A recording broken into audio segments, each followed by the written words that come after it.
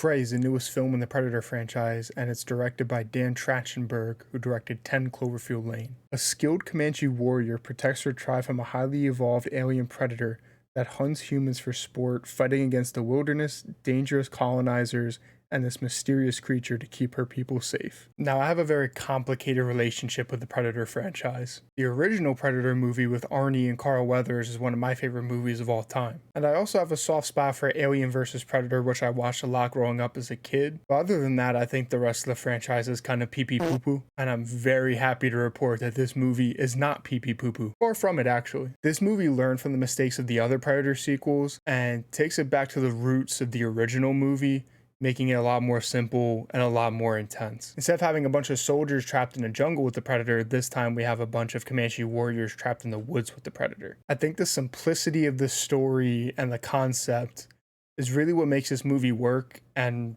what just makes a Predator movie work in the first place. It's man versus the ultimate killing machine, and you get killed or you kill it. Obviously, another big part of these movies is having a main character that you can root for and that you want to win. And Amber Midthunder is amazing in this movie as Naru. I really liked and cared about her, so whenever it was time to fight, I was on the edge of my seat. Throughout the entire movie, Naru is trying to prove to her tribe that she is a worthy warrior, and I just really wanted to see her do that. I wanted her to prove everyone wrong. And she's got an adorable pooch. I mean, how could you not root for her? I also really liked her brother Tabe, played by Dakota Beavers. Tabe is basically the warrior that Naru wants to be seen as and wants to be, and I just really like their relationship in the film as well. They're always kind of learning from each other, and you can tell that they genuinely care about each other too. This movie also has a lot of great tension and atmosphere throughout. There's a pretty nice build-up for our characters actually encountering the Predator for the first time. You kind of see them and the Predator both like hunting and kind of almost like warming up in the woods.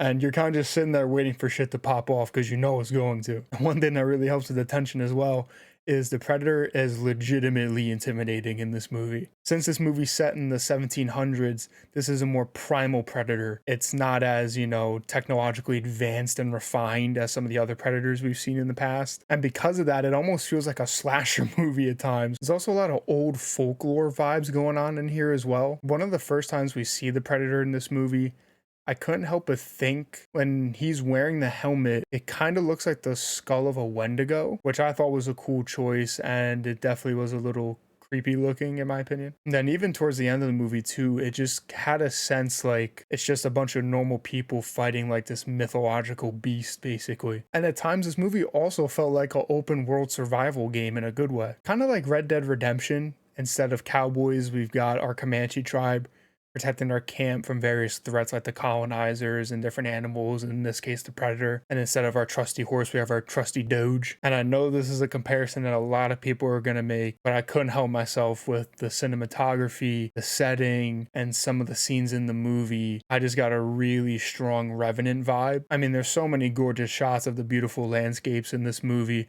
I mean, a lot of them legitimately could be paintings. And on the flip side of that, the cinematography at times is also used to really enhance the tension and that sense of atmosphere, just to make you feel a little uneasy. You really feel the size and the scale of these landscapes, and at the same time you also just never feel safe. And then on top of all that, you also have great sound design in this movie as well, which also just makes you feel like you're never safe.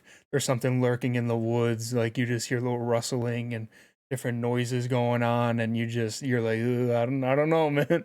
I also just really enjoyed the score of this movie as well. I think it's one of the best scores I've heard all year, to be honest. There's some really great music in here. My only real flaw I have with the movie is that sometimes it kind of felt like they were holding back a little bit with the violence and gore, but then there'd be other times where they show you something pretty fucked up and gory.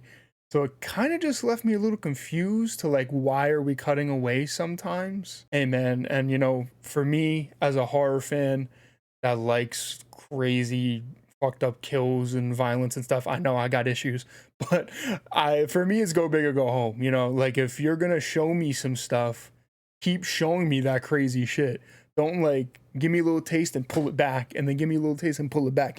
Show me what you got. Show me what you got. I want to see what you got. Oh boy. Overall, I think this is pretty easily the best Predator sequel that I've seen, and it's a worthy successor to the OG. Prey is clocking in at a 94% on the Bravo barometer. If you have Hulu, make sure to watch it. I think I forgot to say that at the beginning of this video. This movie is streaming on Hulu. It's not in theaters. And I really wish it was in theaters. It's cool that it's more accessible and that it's streaming for people that maybe don't want to go to the theater, or the theater's too expensive for some people. I get it.